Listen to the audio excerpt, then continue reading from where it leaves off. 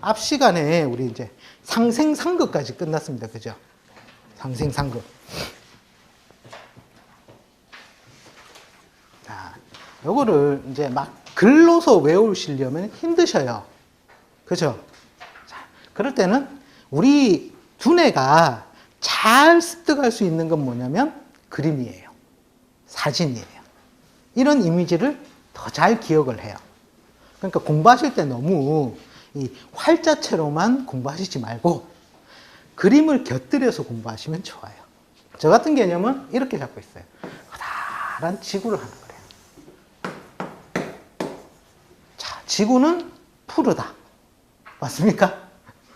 아닌가요? 우주의 세계에 보면 지구는 푸르다라고 나와요. 푸르다. 자, 이 푸른 것은 어디에서 나왔어요? 바다죠, 바다. 아닙니까? 저만 알고 있나? 바다인 즉슨 물의 조화력이라는 거, 물의 조화력. 즉, 바다 물만 있느냐? 아니죠. 우리 사람이 살려면 육지가 있어야 되겠죠. 네. 물과 그다음에 땅으로 이루어져 있구나. 근데 우리 지구는 어디를 돈다? 태양 주위를 돈다라는 거예요. 그래서 여기다가 제가 이렇게 태양을 그려요. 물론 태양이 더 큽니다. 근데 우리는 공부하는 게 지구를 공부하는 것이기 때문에 지구과학 시간 비슷해지는데 어쨌든 이 지구가 이렇게 돌더라는 거예요. 그죠? 가장 멀리 떨어져 있을 때를 겨울이라고, 가장 근접해 있을 때를 여름이라고 하고, 그 다음에 어떻게 돼요? 봄과 가을로 이렇게 순환을 하더라는 거예요. 그죠? 즉, 태양에는 뭐가 있죠? 에너지가 있죠. 우리가 태양의 에너지를 받고서 식물이 자라라는 거예요. 그걸 무시할 수가 없는 거예요. 그죠? 태양에는 뭔가 에너지가 있더라. 이놈이 병인지 정인지는 몰라도 바라는 에너지를 우리 지구에 쏟아 부어졌기 때문에 에너지 발생에 의해서 지구가 덮여지고 또 멀어졌을 때는 식어지고, 그런데 이게 어느 정도 일정한 궤도를 달리고 있기 때문에 완전히 타버리지도 않고 완전히 얼어붙지도 않더라는 거예요. 그죠? 그 다음 지구로 돌아와서 지구에는 하루에도 뭐가 있더라? 네. 한 분만 공부하셨어. 밤낮이 있더라는 거예요. 즉, 바깥으로 에너지가 이렇게 바깥으로 발산하려는 것을 우리는 양운동이라 하고, 그죠? 그 다음에 수축하는 운동을 음운동이라고 하자. 그죠? 여기에는 운동이라는 말이 생략되어 있었다라고 설명드렸죠. 그죠? 이것은 그 운동이기 때문에 시간과 공간이 같이 결합되어 있는 개념이다. 쉽죠? 아닙니까? 자, 그 다음에 지구에서 우리가 이걸 봤을 때 이렇게 봄, 여름, 가을, 겨울 돌아오는 것을 이 음량, 크게는 음량이고 5단계로 세분해 보니까 뭐가 나오더라? 봄, 여름, 가을, 겨울. 요거는 4등분한 거죠. 요걸 5등분 하니까 목, 화, 토, 금, 수라는 운동을 거치더라는 거예요. 그죠? 맞죠? 네. 그 다음에 요걸 좀 더 음량은 단위가 세분화될 수 있다고 했기 때문에 요걸 또 음량으로 바꾸면 어떻게 됩니까? 갑을, 병, 정, 무, 기, 경, 신, 임계로 나타낼 수가 있고, 요거는 이제 천간이라 그러죠. 우리가 조금 뒤에 할 건데, 천간. 요거는 하늘에서 뿌려진 기운이란 뜻이에요. 즉, 이 말은 뭐냐면 태양에서 지구로 뿌려준 순수한 기운이라는 거예요. 그것이 목화토금수로 이렇게 계속 돌고 돈다라는 거예요. 이걸 또 옛날 사람들은 어려운 말, 문자로 뭐 양극 즉 음생, 음극 즉 양생 이렇게도 하고, 그죠? 또 도학입니까? 거기서는 반자도지동이라고도 설명하고, 즉 이건 순환한다라는 개념이거든요. 살아있다라는 것은. 그 다음에 이걸 지지로 표현하면 나중에 배우시겠지만 인묘진, 사오미, 신유술, 해자축으로 이른다. 요것을 지라고 해서 땅에 드러난 모양이나 기운으로 나타낸다라는 거예요. 즉, 요 조합이 이루어진 게 60간지가 나오고, 즉, 요 60간지를 우리가 팔자에 적용하는 것은 이렇게 사주팔자로서 표현을 하게 된다라는 거죠. 맞죠? 그런데 우리가 공부하는 게 옛날에 내려오는 게 다 책으로 내려오는 게 뭡니까? 글로서 표현되어 있었단 말이에요. 그러니까 이 앞에 거는 다 무시하고, 이런 원리는 다 무시하고, 이것만 보면 팔자풀이가 다 되는 줄 알고 있다는 거예요. 거기서 오류와 착각에 빠진다는 거예요. 요 팔자 이전에 우리가 지구에서, 자, 운명학을 적용하는 게 식물에게 적용을 해서 그 식물의 팔자를 풀어준다. 인간에게 적용해서 운명의 팔자를 풀어줍니까? 네? 살아 움직이는 인간이죠. 그죠? 즉, 여기에 인간이라는 게 존재를 한다는 거예요. 인간. 사람.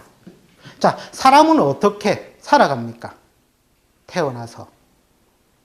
그죠? 발발발 기다가. 그죠? 말 안 듣는 3세를 거쳐. 미운 4세를 거쳐. 이제 학교를 다니게 되고, 학교를 졸업하고, 남자 같으면은 군대를 가고, 직장을 잡고, 그리고 결혼을 하고, 다시 애를 낳고, 그죠? 그 다음에 애를 다시 결혼을 시키고, 그리고 와서 아야 하다가 다시 간다는 거예요. 즉, 그 말은 뭐냐면, 생로병사의 단계를 인간은 누구나가 거친다라는 거예요. 이 단계를 표현한 말이 을정신계라고 해서 뭔가 비급 비슷하게 구전으로 전해져 와요. 네, 이거는 신경 쓰실 필요 없어요. 나중에 와서 설명드릴 겁니다. 이런 게 있다 정도. 자, 어쨌든 인간은 생로병사를 거치는데 그것도 알고 보니까 춘하, 추동으로 사람은 살게 되더라는 거예요. 그죠? 이게 사람의 보편적인 삶이 기본적으로 있고, 그 다음에 사람도 동성만 있습니까? 아니죠. 남자와 여자가 있다는 거예요. 남자와 그 다음에 여자가 있다는 거예요. 즉, 남자로서 살아야 할 보편적인 삶, 그 다음에 여자로서 살아야 할 보편적인 삶이 있다는 거예요. 남자를 보통 이제 우리가 음양을 배우면서 할 때는 양은 남자요, 음은 여자라고 표현하지만, 이거를 우리가 조금 더 쉽게 이해를 한다면 남자를 보통 양간으로 이해하면 편하고, 대표성을 가지는 건 아니에요. 그냥 양간으로 이해를 하면 편하고, 여자는 음간으로 이해를 하면 편하다는 거예요. 그리고 남자는 처음에는 얼음인 상태에서 물로 바뀌는 삶을 살아요. 여자는 그릇에 비유될 수가 있어요. 자, 결혼 다 하셨으니까 아시겠지만, 남자 맨 처음에 남자의 심리가 그게 있어요. 저 우스갯소리인데, 원래 남자는 언어를 쓰는 게 몇천 단어를 못 써요. 한 5천 단어 쓰면 진짜 많이 쓸 거예요. 하루 종일 쓰는 게. 근데 여자들은 몇 단어를 쓰냐면 하루에 2만 단어에서 2만 5천 단어를 써요. 자, 그러면 여자는 일단 말싸움으로 남자가 절대 여자를 못 이깁니다. 그렇게 내 구조가 되어 있어요. 자, 그래가지고 막 얘기를 하는데, 처음에 연애할 때는 어떻게 되느냐면, 이 남자가 여자를 만나면 약간 이상해져요. 그러면서 이 도파민이란 물질이 분비가 돼요. 그 도파민의 물질의 분비가 기간을 어느 정도 작용을 하느냐면 약 한 3년 정도 간다고 학설에 나와 있어요. 그러니까 여자는 결혼할 당시, 연애할 당시에 막 짜잘짜잘짜잘짜잘짜잘짜잘 하고, 그 다음에 막 또 남자애는 뭔가 물건을 하나 필히 꽂혔다. 그러면 어떤 습성이 있냐면 딱 이 물건이 몇 층에 어디에 있다, 그거 가서 바로 주고 돈 주고 바로 나와요. 근데 여자는 어떻게 한다? 아, 그거 가기 전에 예를 들어서 3층에 가면 1층 한번 구경하고 2층도 구경하고 저기 5층도 가봤다가 두루 들어와서 이제 마지막 것도 가기 전에 이 집 거 비교하고 저 집 거 비교하고 그리고 나서 맨 마지막에서도 바로 사는 게 아니에요. 흥정을 해요. 왔다 갔다 그렇게 많은 말을 하고 많은 에너지를 소비하고 나서 사요. 근데 연애할 당시에는 남자가 그걸 다 들어준단 말이에요. 그죠? 막 내가 어떻게 하면 네 손에 물 안 묻히게 해줄게. 왜 그런노 하면서 말을 참 잘 들어줘요. 근데 결혼하고 3년이 딱 지나면 갑자기 남편들이 말을 안 듣기 시작해요. 저 인간이 애정이 식었어. 연애할 때는 그렇게 잘해주더니. 그죠? 그게 이제 남자 여자가 개별 차이가 생긴다는 거거든요. 원래는 남자는 자기 고집을 못 꺾어요. 내 뜻대로 하려고 하는 거예요. 막 그러다가 세월이 흐르면 이제 마누라의 그릇에, 와이프의 그릇에 살살살살 당기기 시작해요. 그러다가 힘 없어지면 어떻게 합니까? 와이프 나간다면 언제 들어올 건데? 밥은 어디에 놨는데? 그런 식으로 꼬랑지를 내리게 되죠. 그래서 남자는 얼음이나 물로서 비유될 수 있고 이제 여자는 그릇으로서 비유될 수 있다. 그다음에 또 우리가 일자 여원에 따르면 이거 어떻게 됩니까?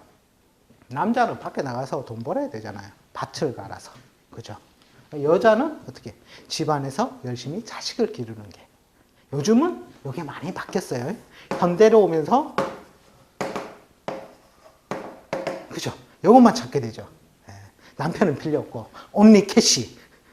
저희 집도 그럽니다. 뭔가 돈 문제 나오면 저 얼굴부터 봅니다. 언제부터 남자가 그렇게 바뀌었는지 모르겠지만 어쨌든 돈만 잘 갖다 주는 남편이면 장땡이다. 그리고 밖에서 여자도 사회 참여가 많아졌고 남자 또한 이제 사회 참여가 많아져서 돈을 먼저 짝짓게 되는 세월로 많이 바뀌긴 했어요. 근데도 하지만 기본적인 역할은 이렇게 분리가 되어 있더라는 거예요. 그죠? 요것만 보셔도 이제 대충 뭐와 뭐가 짝지으면 좋겠다.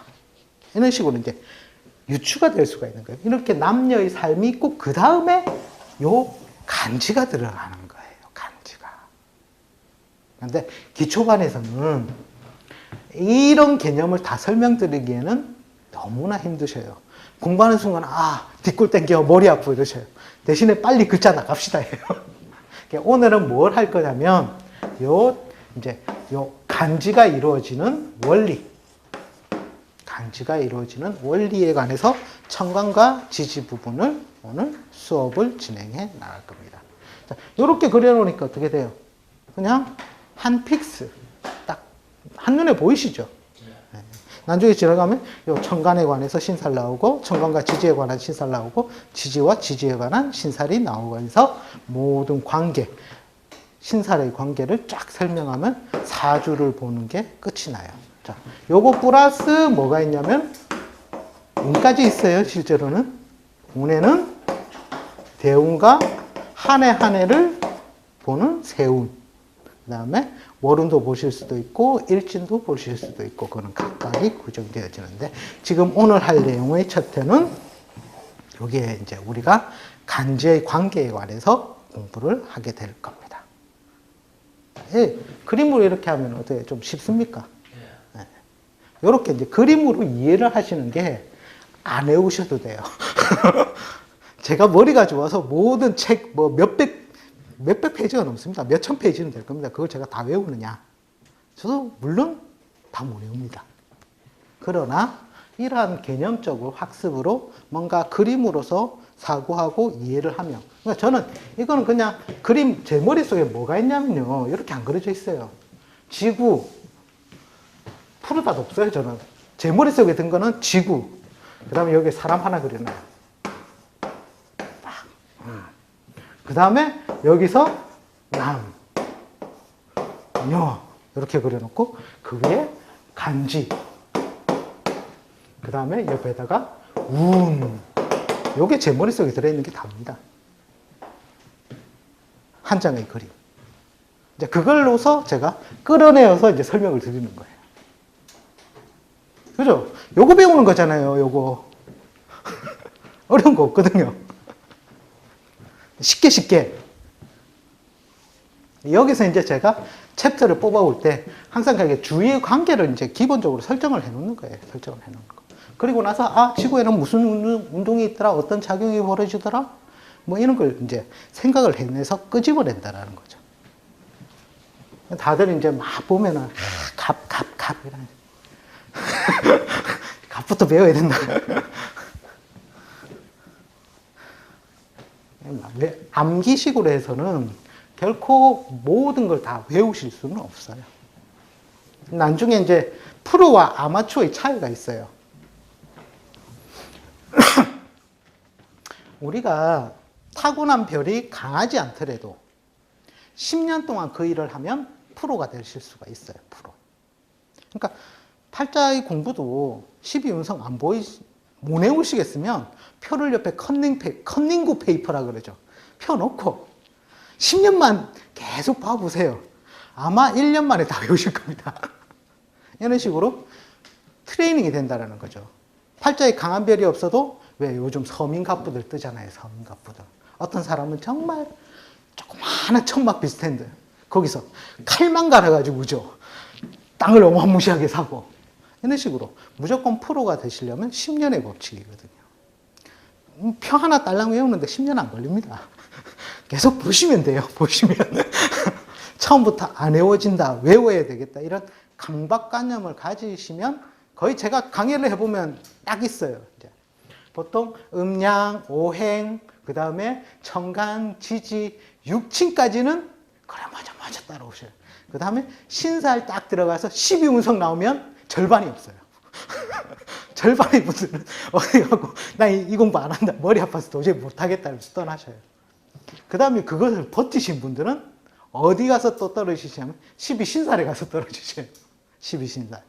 제가 그랬잖아요.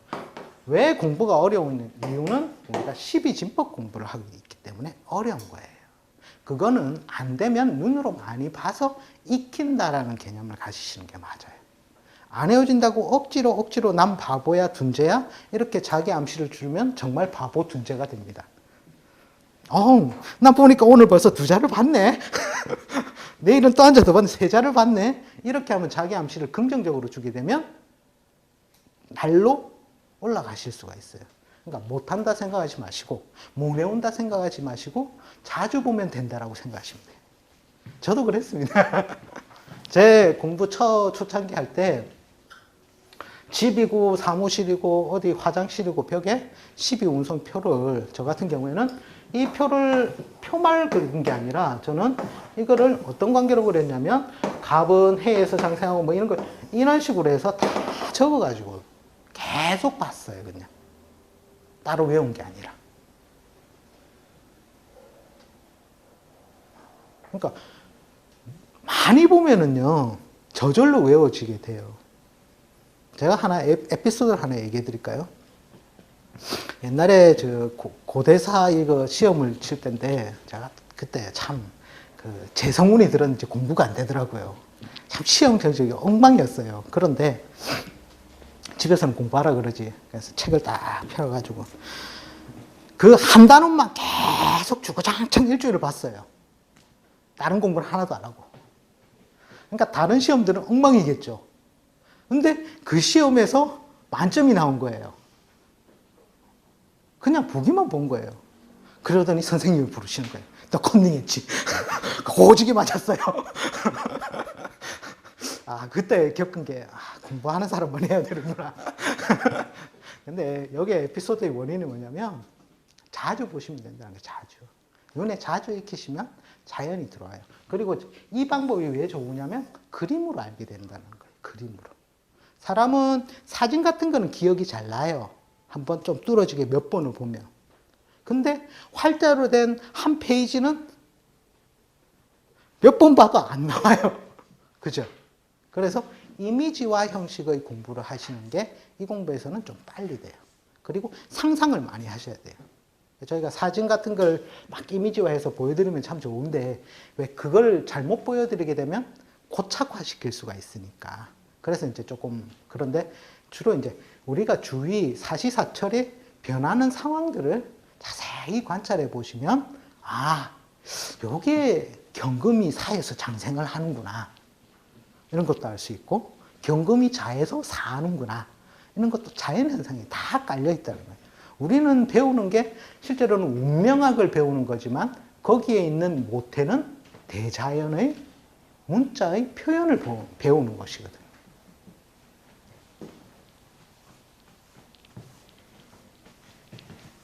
어쨌든 앞에 조금 설이 길어졌는데 제가 간지는 처음 우리가 첫 시간에 제가 해드렸어요. 간단하게. 기억나십니까? 들을 때만 기억이 난다.